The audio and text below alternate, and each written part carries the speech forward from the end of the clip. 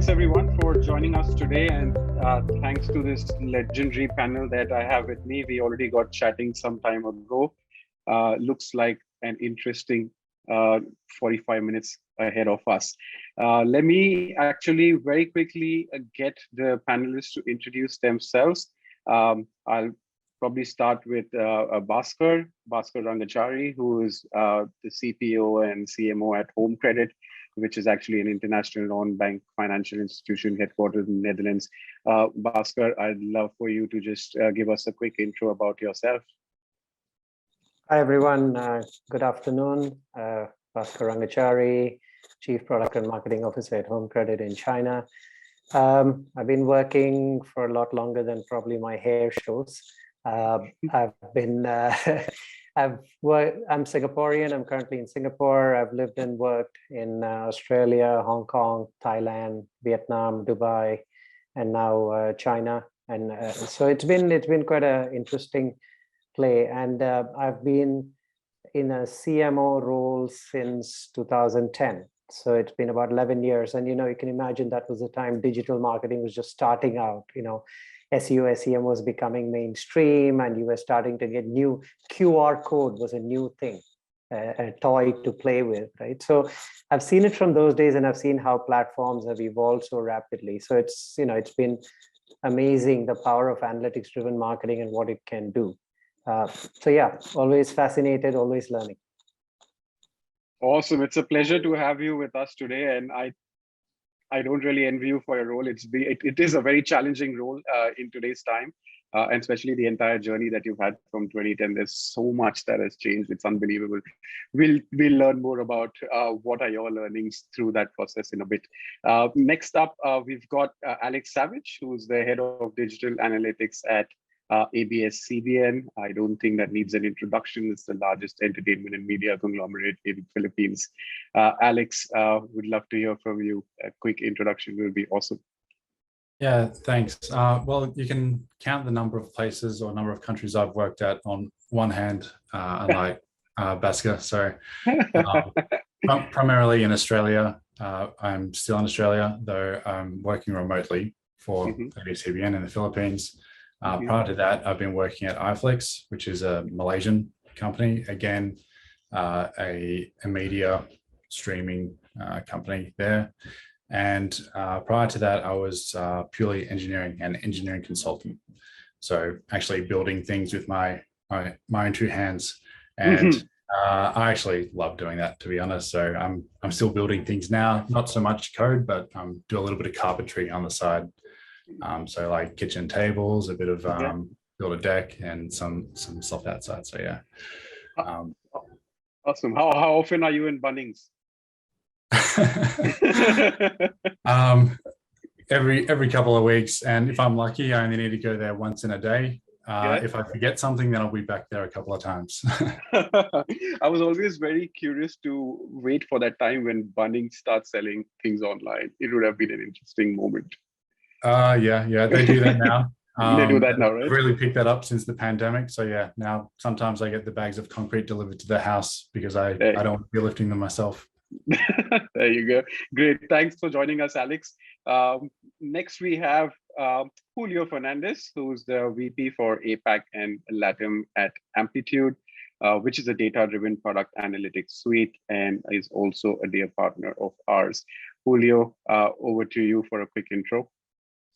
Yeah, so my name is Julio. I'm the VP of APAC and LATAM, which does sound like a crazy combination of markets, but really what it was to help Amplitude, when we were still a smaller startup, come into emerging markets and bring that best practice of what Silicon Valley has to offer and bring it into Asia. And prior to this, I've run go-to-market teams for companies all over the world, one of them being in Bombay, one of them being in San Francisco, worked in New York. So a couple of different places, but most importantly for the past 10, 12 years of my career, I've been mainly around trying to help people become data-driven in terms of building their digital products, whether it was A/B testing and digital marketing, or product analytics, and kind of seeing how that evolution has gone. So yeah, really excited to talk with you guys, and be fun to learn from these two professionals next to me as well too. Super. It's great to have you here, Julio. And thanks, of course, for making this happen along with us. We had one more guest who was going to come to the party today, but I think he's had to travel, which is Hendro Riyadi from Ruangguru. So we will be missing him today, but we'll probably have him on the next session. All right. I think everyone's interested in hearing a bit more about some of the discussion points that we have for today. Before we get into that, maybe I'll go with a quick round of introduction for the audiences. My name is Anmol. I'm the Regional Director for MoEngage, looking after Southeast Asia and ANZ. Been in the ad tech martech space for around 15 years now. Most of my earliest stints were in helping brands on their acquisition strategy, advertising, technology, programmatic media strategies, etc. Then I moved focus into product discovery, and the last few years have been spent in more data-driven retention and engagement. I'm originally from Bombay since that came up, living in Singapore for the last 7 years, have lived in Australia for about 7 years before I moved to Singapore, worked across APAC and MENA for quite some time. So excited to actually have everyone on this call today and kickstart with some questions that we have for our panel. Before we begin, I think the pandemic has come into the conversations already. And when you do read reports or do you hear things like what Alex mentioned, even the most offline stores are now going digital. When you see the data, it actually tells you the daily active users on all of these digital products have massively increased, almost about a 50% increase from 2020 to August 2021, which is a recent report that I read. Now, in this process, because there are a lot of customers that are coming through various digital channels, having an analytics-driven customer engagement approach is becoming increasingly crucial as I talk to a number of brands on a regular basis. I want to pose this question to Julio. What does a world-class product analytics suite or world-class product analytics mean, and what sort of problems do they solve? Because I often see a confusion area over there, considering people already use things like Google Analytics or Adobe Analytics, and then suddenly you've got dedicated analytics tools. So if you can just explain a bit around that area for the audience, that'll be very helpful. Yeah, definitely. I can kind of start off very quickly on the difference between marketing analytics and how that's changed, and then can definitely dive into a little bit around what world-class looks like. So, we had a predominantly, if we go back, 20, 30 years ago, a sales led business approach, right? Like you had cold callers, you had people having to contact others in order to sell, and the buyer themselves didn't really get any information except for from that one person they talked to about your company.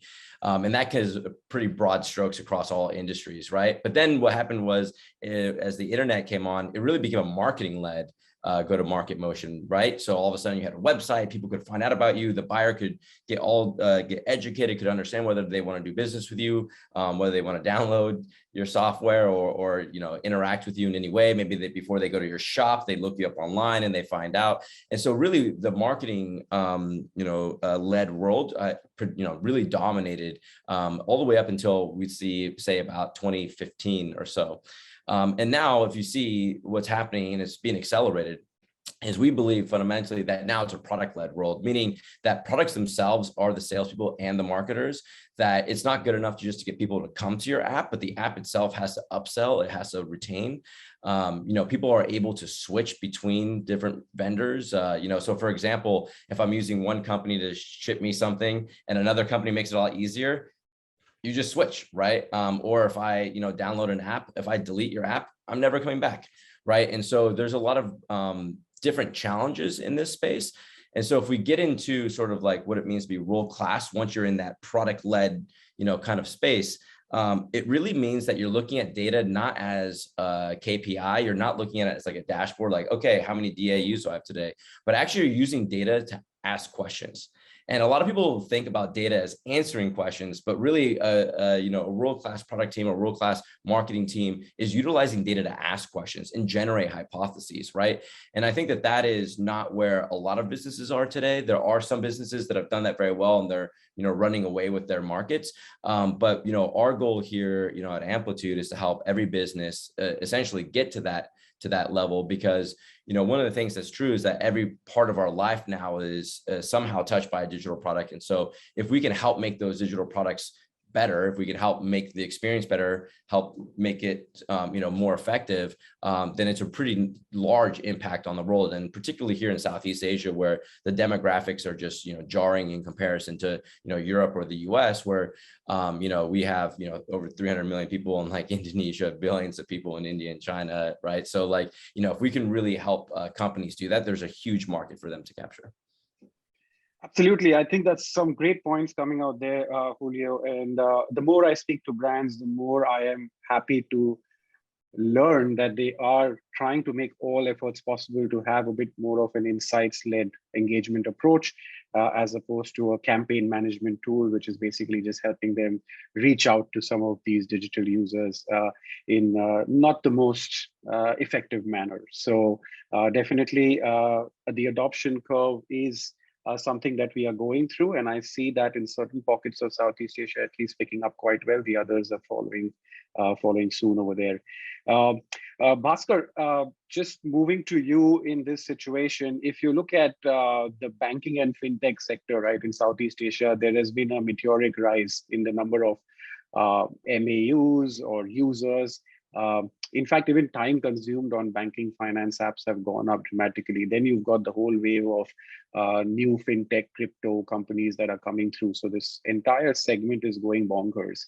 And largely on the Android devices is where we see a lot of these users. From an engagement perspective, what do you think is the impact of an analytics-driven customer engagement or some sort of a product analytics or analytics tool? Have you all used that in the past? How has that helped you so the audiences can learn a bit from actual practitioners of this technology?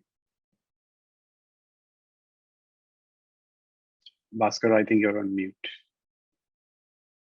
Sorry, my apologies. No worries, no worries.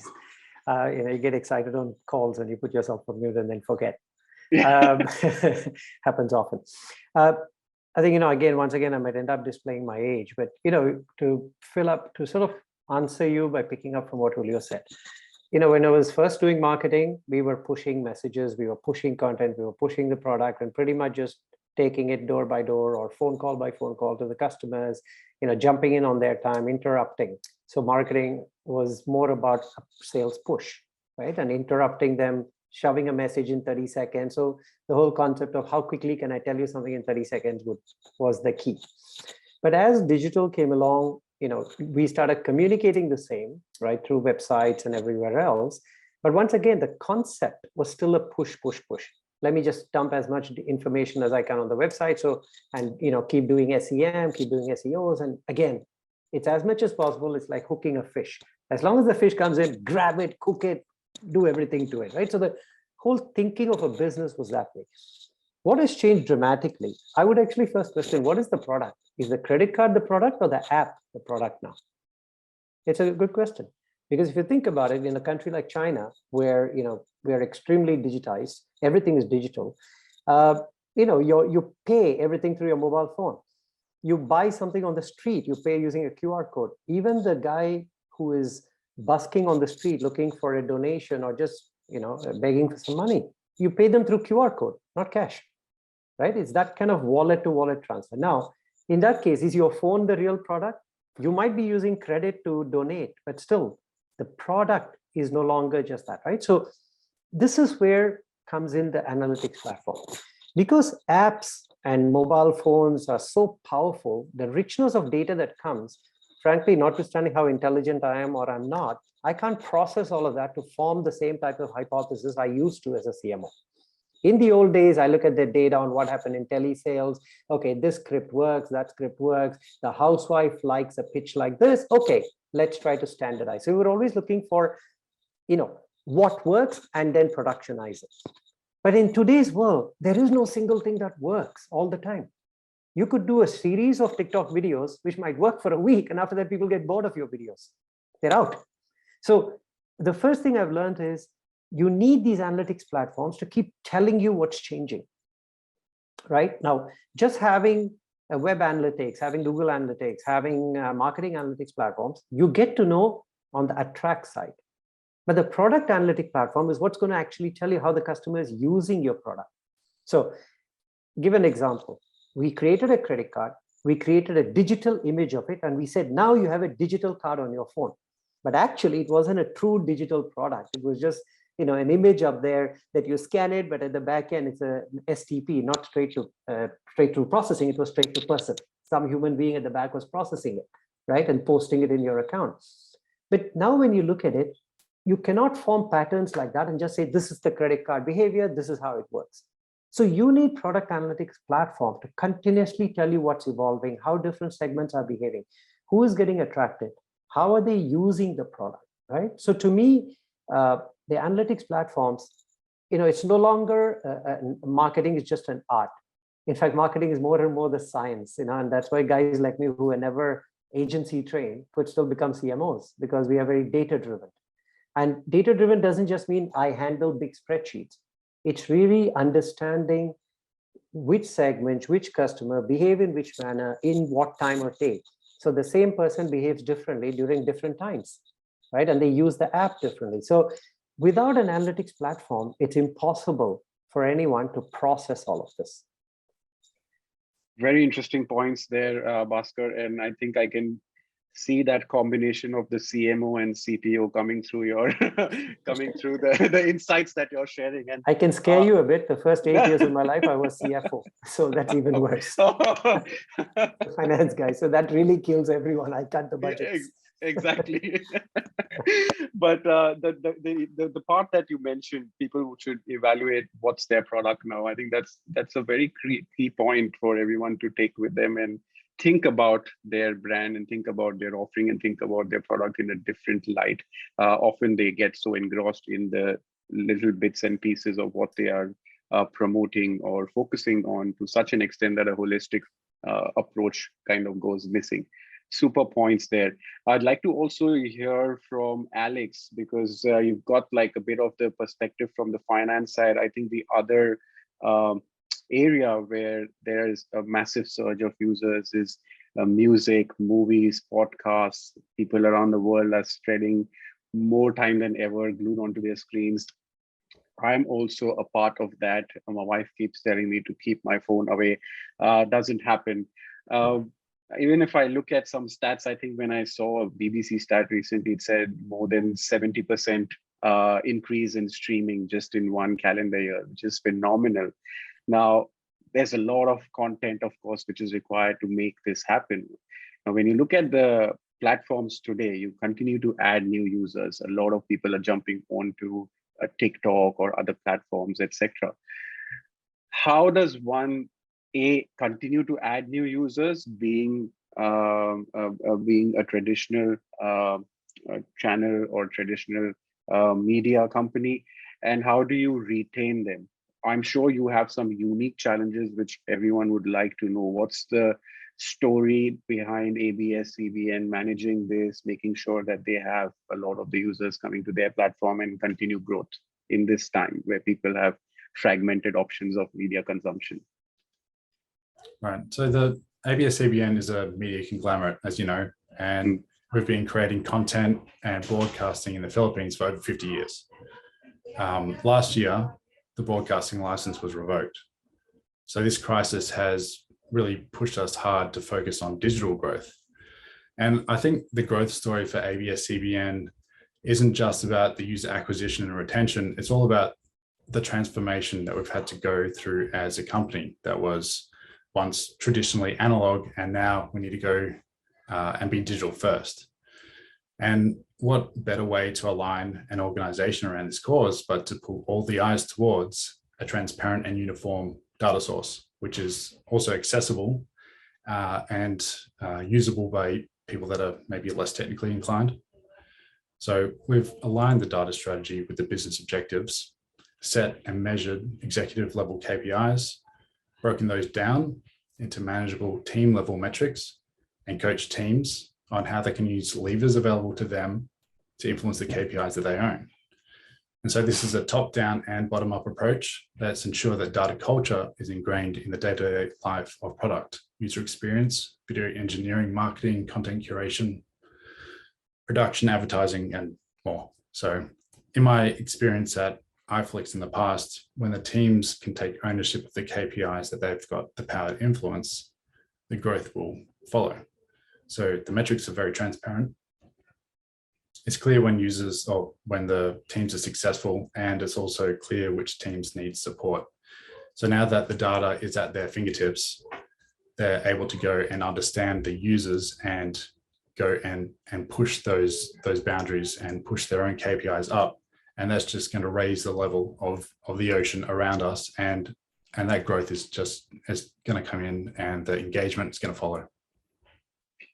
Awesome. It's good to know that you all are really pushing the boundaries when it comes to podcasts and more digital content over there. And I think that's going to continue to help you scale up. That's the only way we are seeing most brands who have been largely in the traditional media space in the past have also diversified into. So great to get some insights over there.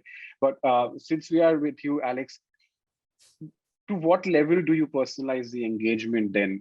Because I'm sure you're trying to engage these customers, bring them back, inform them about new content that is being added, personalizing some recommendations based on the genres that they are consuming. How far are you going in these areas of personalization? And would you be able to share like some examples which could help highlight this in terms of improving customer experience?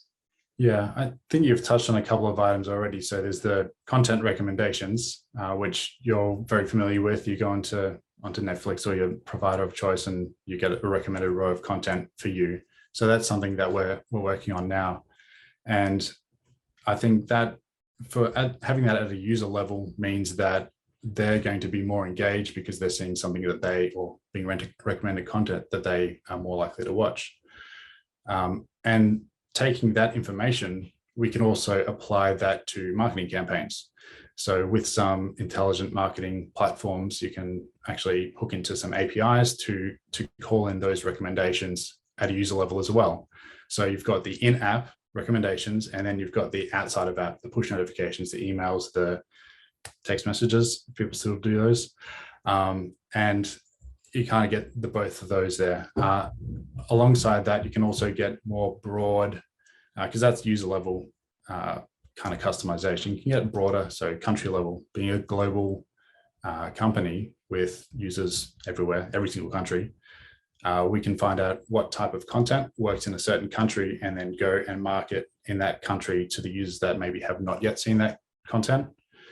So by creating cohorts of users that exhibit a certain behavior, we can understand what would work for them and encourage users to go down maybe a similar path and consume more content, stay engaged for longer, and resubscribe.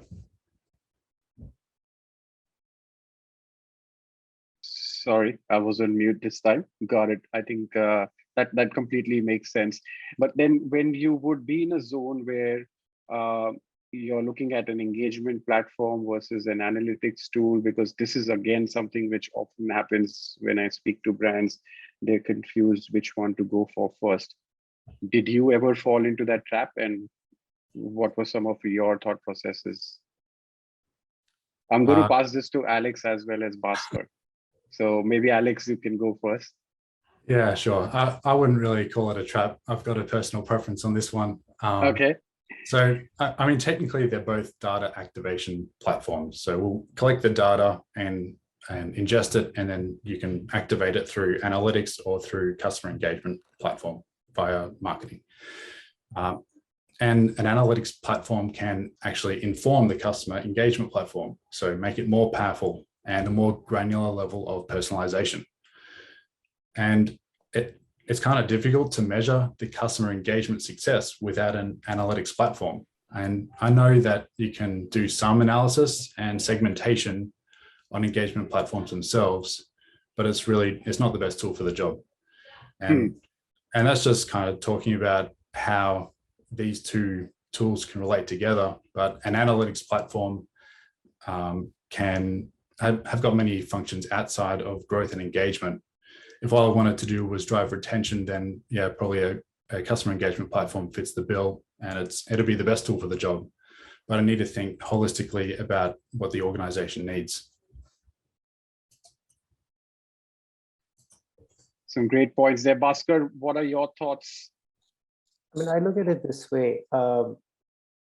In our case, the customer engagement platform allows us, yes, to bring data from how did we attract them, what channels are they coming in, how to bring more of them, how to make that channel more optimized, how to drive the cost down, and how to then communicate, right? So it helps us a lot on the attract phase.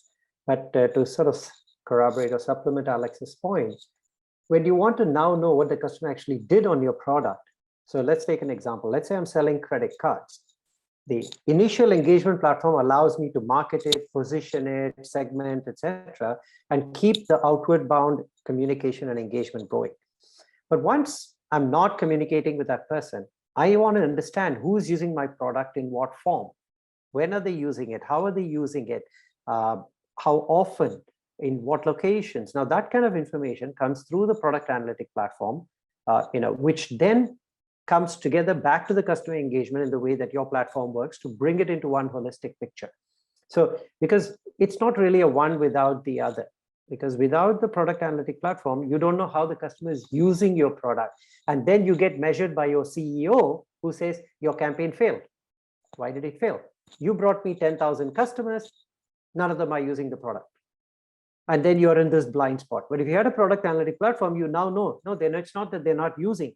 They are using it for certain things, which is probably not meeting the numbers we want. So we're not using it as often, or they're not using it to the level we want. They're not using the credit lines. Or we thought the housewife will use the supermarket deals, but she's not. She's using the pub deals. Now, hang on, there's something odd here. Why is she going to the pub more often than the supermarket? So it helps us to challenge the hypothesis better with the product analytics, because without that, I can't challenge. And then you are left to the CEO and the CFO telling you that they are cutting your budgets because you're not performing. That's true. That's true.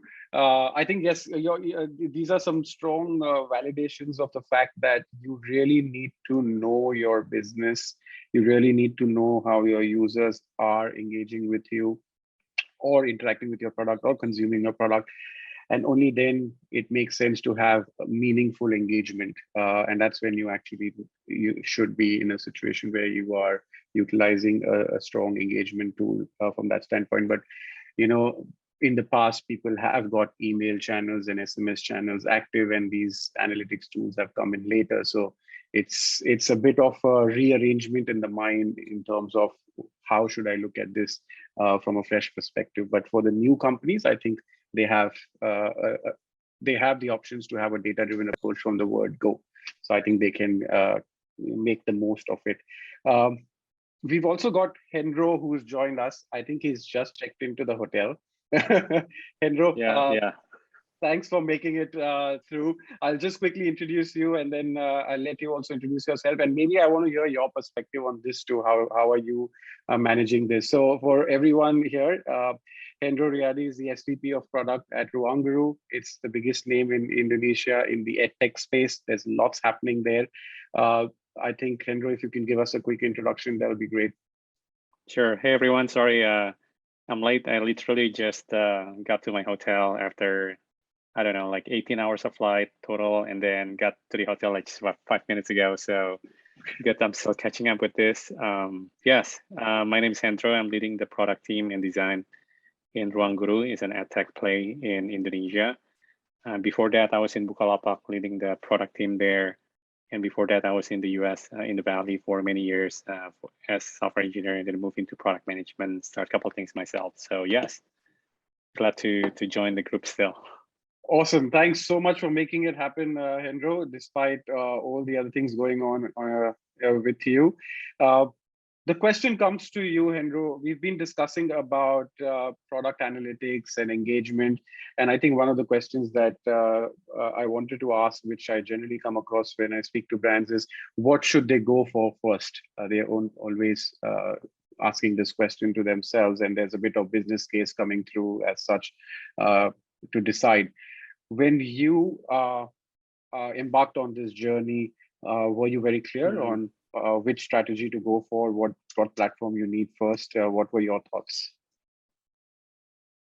So between the two, I always think about the customer engagement first, because once you have kind of like high level ideas on what you want to measure the engagement of your customers, then yes, do the product analytics to get the data. Because if we do product analytics simply for getting the data without the high level blueprint about what we want to get, then a lot of times we get just a lot of data and it's really hard to manage. So that's kind of like my point of view from customer engagement first, figuring out what you want to get, what you want to understand, and then finding the right analytics tool that will be able to provide this data to you properly. Interesting perspective there. So I think that's an important point. So people who are actually going with the product analytics approach first and gathering all that data, as long as they know what to do with it, it's fine. But in practicality, there are instances where they're just collecting data, but they may not be necessarily using it in the right way. That's an interesting approach. So is that something that you have followed at Ruangguru? Do you have a customer engagement platform? Yes, in a way that we built some of the engagement platform here, but then it's really kind of like, without the engagement platform, then it's really hard to, the engagement platform without the analytics itself is really hard. So it feels like you point, you shoot and miss. But then, yes, in terms of chronologically, we build the engagement platform first and then do the second one with product analytics. But in reality, I think they're really hand in hand, kind of like used together. Yeah. Right. At least you'll have the customer engagement analytics, etc., which help you to understand the audience behavior, their user paths, etc., much better, so you can have meaningful communication there. Hendro, EdTech is growing massively in Indonesia. Please give us a bit of an insight around what's happening. What are the companies that are growing fast over there? As much as you can share, we're all keen to know about that space. Yeah, it's a very exciting industry at the moment because of COVID. A lot of, one of the industry that gets boosted really very much. A lot of people looking for supplementary way to help their education. It's very exciting because in this ad tech play, definitely a lot of social impact that we can showcase to the country. At the same time, a lot of vertical as well. Not only, so the one that is obvious, yes, we got the K1 to K12, but then we also look at the after K12, then what happens? So a lot of colleges after college go to the professional ones, and even the early education one, we look into that. Then we have the subject vertical, such as English only or science only or language specific or offline only, offline versus online. So it's a lot of verticals in this ad tech play, and all of them seem to be growing very excitingly with what happened at the moment. Yes, some great work happening there, and kudos to you all. I mean, for everyone on the call who may not know, Ruangguru actually started a free online school platform in the wake of COVID, and then it's something that people really responded to extremely well, and that's some great CSR initiative as well coming in from Ruangguru. I think the EdTech avalanche has just begun, and we are watching this space. There's lots that's going to happen here. So interesting times.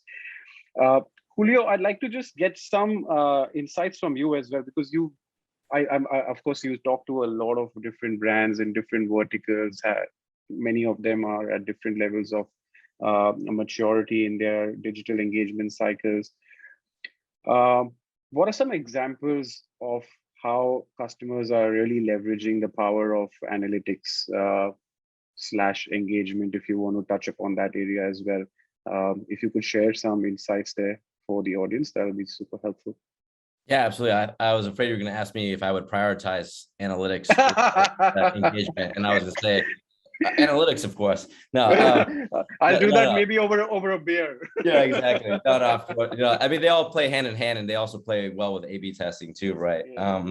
Which we actually recently launched. But a lot of us are former A/B testing. We're all from Optimize. It came and built Amplitude, and then anyways, long story short. But yes, so in terms of what we're seeing out there, and it's actually very interesting because the three panelists here are very indicative of probably the three most successful industries with Amplitude at the moment. Of course, we have e-commerce that's also doing very, very well. But if I really think about media companies, fintech, especially, and ed tech companies, the past 2 years have just been phenomenal.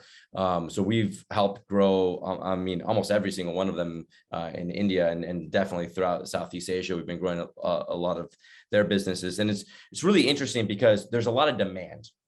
Right. And so if you look at kind of all these businesses right now, there is a lot of demand, right? Whether it is needing to digitize your bank, whether it is wanting to spend time relaxing on your phone, watching something, right? Or of course, even education, the amount of people that want to utilize these applications has never been larger, right? And this is what separates the winners from the losers. And this goes back to Bhaskar's point, which is you have to understand what's going on inside the product, right? And so once you can understand what people are doing inside, you can move away from things like demographics in terms of what your engagement strategy will be, right? What will be your product strategy, and really move to behaviors. And, one of the examples is that, I could be using it, using your product to watch something, and I could, be, hey, I'm 35 plus and, I'm a male and all this stuff. But so can someone else, right? Maybe my wife's sitting right next to me. She's watching it. She's a different demographic and different thing, right? But we're both consuming that content together. And so, maybe the way that we're doing that is actually exhibiting a particular type of behavior, and you want to market to me like that, right? And then when I'm off my own, I'm doing my own thing. She's doing her own thing, right? And so, we got to move away from demographics and start moving towards behaviors. And when companies are doing that, we see them be more successful. And then this also goes back to my original point of not just utilizing analytics to show you data or to show you numbers, but to drive hypotheses. And one of my favorite things is when I'm talking with our customers and they're like, hey, we actually had this new question we wanted to ask. And when I hear that, not oh, I saw this metric go up or this number or whatever, but they're oh, actually, I thought of this new question because I saw this weird stuff and I'm trying to figure it out. And now I have this new perspective. And that's something that's hard to put in marketing material as to why you would buy analytics. But it truly is the reason why, right? It's not to get the answer, but it's to ask more questions. And I think that if you have more people in your organization, to Alex's point earlier, where you got to get the organization involved in this, there are more people that are engaged with asking questions and trying to further the products in the business, whether you are in marketing or product or engineering, whatever, right? If everybody's engaged and actually trying to improve, you're going to have a better team, you're going to have a better outcome. So I do think that gone are the days of dashboards, gone are the days of an individual analyst. And now it's all about teams using data to ask questions. And, it really is something that can be a competitive advantage for people. Yeah, absolutely. And I think there's a lot of collaboration happening between teams on data or with Absolutely. the data that they all have in their own silos, and everyone's setting up visualization tools as well to be able to make more smart decisions. So some great insights there. We've got a couple of questions coming in from the audience. I'd like to pick those up. I have one which says, how do you measure the ROI of analytics and engagement platforms? Interesting question. Maybe Bhaskar, you want to take a chance and remember your CFO days, and how do you evaluate these? Sure. I mean, I still have to justify my job. So yes, I do have to do that. I think, before getting to how do you evaluate, I think for all the marketing practitioners who are on the buy side, right? My 2 cents worth. If a guy like me, who's technically a dinosaur in marketing, can unlearn and relearn first, learn everything, because your CEO and your CFO are reading all the published materials from Amplitude and MoEngage, maybe more than you. So you can't bullshit your way through. First piece of advice, right? Second is understand why you're going to use these platforms. what is the outcome you're expecting this platform to drive, which that means you have to be able to tell your CEO and CFO the opportunity cost of not having it. That means I'm flying in the blind. Okay, your CFO wants to know, so what if you're flying in the blind? What is the impact to the P&L? Well, I'm going to be wasting this much media money. But with this, I'm hoping to do this, right? So because if you're clear about what the impact you want, then you can agree some KPIs. To give you an example, in China, I was pitching not so much for customer engagement and product analytics alone, because we had that. I wanted to build a DMP and a CDP, right? I wanted to really get to that level. Now, my CEO didn't quite understand it, although he's very technically savvy. So I spent literally a whiteboard session explaining how these things work. He said, okay, so what? So what? So eventually, what will we get? Now, my media cost was something like 40 RMB per 1,000 impressions. And I basically eventually said, look, if I do this right with all this built in 6 months, I'll be down to 2.5 RMB. I mean, 25 RMB, 0.025 instead of 0.04. Now, to the CFO, that's a significant improvement on the kind of media money I'm spending. So if you're not clear about what KPI, you'll be waffling and saying, oh, look at this wonderful data we get. Now we know how many guys use their left hand instead of right hand. So what? Right? So the ability to first just get excited with the data is the biggest mistake you can make as a marketer, because you'll get so much data, it will be oozing out of your ears. There's no way. The key is, why are you buying this? What do you want it to do in the beginning? Right? And set that KPI with your CFO and CEO, because once you do that and they see, you're getting progress, now you can say, I want to add a module. I want to add 2 more staff. I want to add a data analyst. I want to have somebody looking at the segmentation, because that's the practical side of it. To the CFO, it's not just the platform cost. It's what will it impact? Will it reduce my cost or increase the revenue or increase customers, increase stickiness? But if you don't know how to translate as a marketer into numbers, become a finance person quickly. Learn that part. So my single biggest advice is learn every day.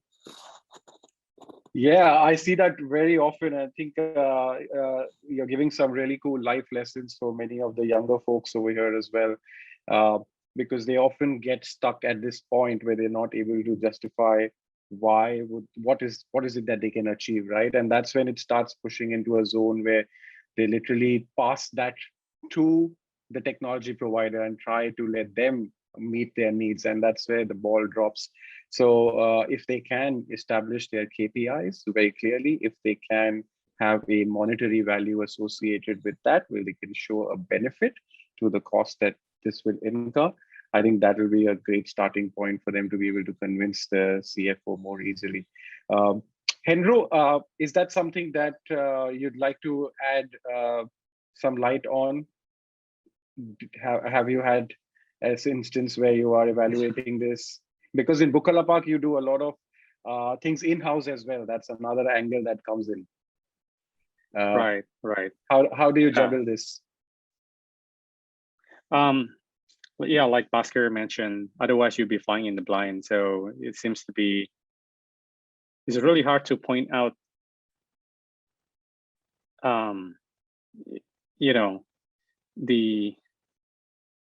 there's so much cost that you would incur if you're really kind of making wrong decision, right? But then there's that buying, like building internally or partnering with a company, analytics company to fill your analytics need. Previously we built our own. It has some pros and cons, definitely, where the pros would be the cost, but then the cons would be a lot of things that we have to repeat. And we start migrating to the third-party analytics, but not all of them. So we use Google. We also use MoEngage. We use what else? Yeah, Amplitude. I think we used it previously as well in my previous company, and with Brace, we also use that. So at the end of the day, even when using these products, it's probably not 100% fitting with your needs, right? So we finally also keep up our internal tool, because it's really hard to migrate once you've been sticking around with that tool that you built for a while. But yeah, little by little we migrated, but then it's really hard to once you get so massive data from the older tracking platform and migrate it to something new. But like if we do it all over again, I think it will be somewhat unwise to build yourselves. So if I would do it all over again, then probably just pick a product analytics company that can fill your needs.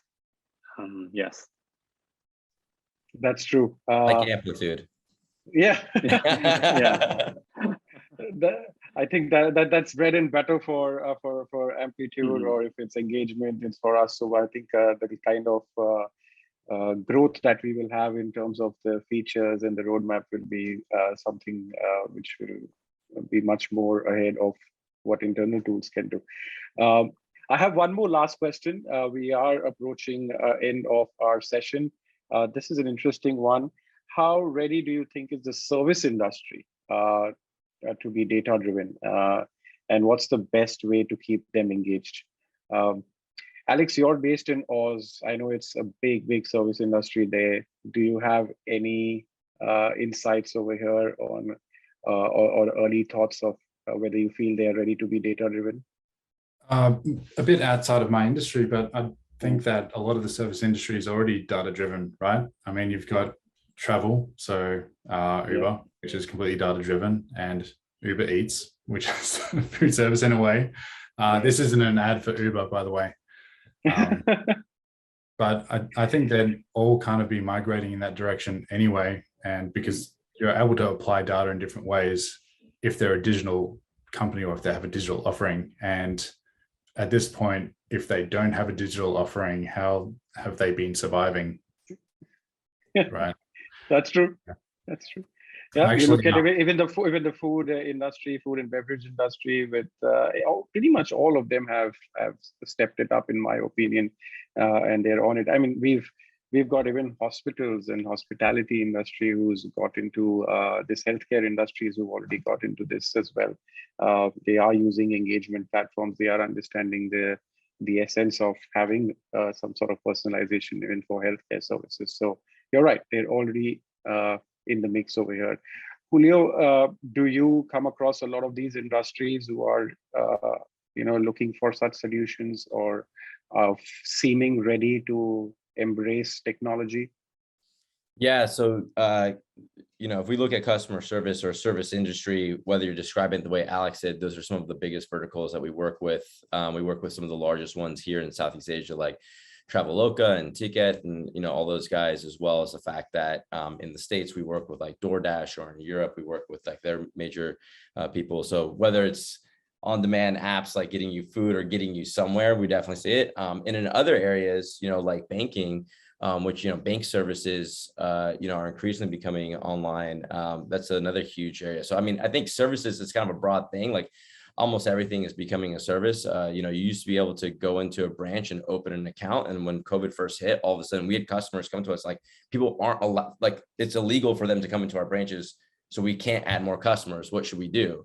And it's like, yeah, that's a real serious existential problem, right? And then you have the rise of some of these neobanks that we've been working with, whether it's in crypto or not. We work with every single large crypto exchange almost in the entire world, from a Coinbase to an OKCoin in China to the largest ones in Korea, with BitConnect and all that stuff. So almost everyone is using us. And I think it's because what we talked about before, there's so much demand, right? But you have to understand how to serve your customer. And so before, you would do like a one-off, user research, user testing stuff, which is still helpful. Qualitative is still important. I'm not saying you should never do qualitative, but what ends up happening is that's very hard to scale. And if you get inundated with all of a sudden like millions of users or thousands of users, that becomes very, very hard to scale. And that's something that I see is this the right time for any industry. And in fact, it's those who have had a hard time changing that. I think Traveloka was a very interesting example of that with us. They came on, and after a year of working with us, they got hit by the pandemic. And it's like, thank God we had already worked with them for a year, because if they had tried to start from then, it's like from a cold start, they already had understanding of some areas where they could, again, ask better questions, and they started developing some services. Airbnb, same thing with us, right? And so, some of these companies had, existential changes. And so if you're in the service industry today, I definitely would be, thinking about how you can utilize digital products like MoEngage, how to use digital products like Amplitude to keep your business not only safe, but continuing to grow. Absolutely. It's critical for anyone in today's time to be able to survive, as Alex also mentioned earlier. That actually brings us to the end of our session today. If we had more time, I would have loved to ask you more questions. This was a very, very interesting conversation. What I gathered from all the discussions that we've had so far is the underlying theme is still about the business first. So understand what your business needs. Understand what your objectives are, what your success metrics are, what your priorities are. Find a way to justify those and achieve those. Then go out looking for the right technology platform which can help you achieve that. And I think that will give you the right answer of which way to go first. What is it that you need? How deep do you want to go in terms of collecting, analyzing data? Because I think one of the points that was mentioned by Bhaskar is on the lines of measuring what matters, because there'll be so much data around you. Again, you have to tie it back up to what are you trying to basically achieve. I love to open most of my meetings with that questions with my customers, and that gets the mind sticking. And I think that's when they start rediscovering what were their thought processes before and how they should be looking at things. Thank you so much, gentlemen, for making time for this. It was an amazing afternoon with you all. Thanks, Alex. Thanks, Julio, Bhaskar. Hendro, thanks to you especially for jumping into your room and just joining us today. We'll be doing more of these in future with some other interesting topics, and we hope to have you all on the session once again. Julio, thanks again for making this happen along with us, and we'll catch you all soon at a later stage. For everyone in the participant list, thanks so much for spending an hour of your afternoon with us, especially at this time where everyone's trying to wind up things and move into a holiday zone. I hope this was useful. Hey, buddy. I hope this was useful and you got some learnings. If you have any questions around engagement, around analytics, please feel free to reach out to us, and we'll be more than happy to share additional details, or even just jump on a call to understand how your business is faring and what are some of the things we can help you with. With that, I let everyone go and have a good evening, and we'll speak again soon in our next session. Thank you for joining us.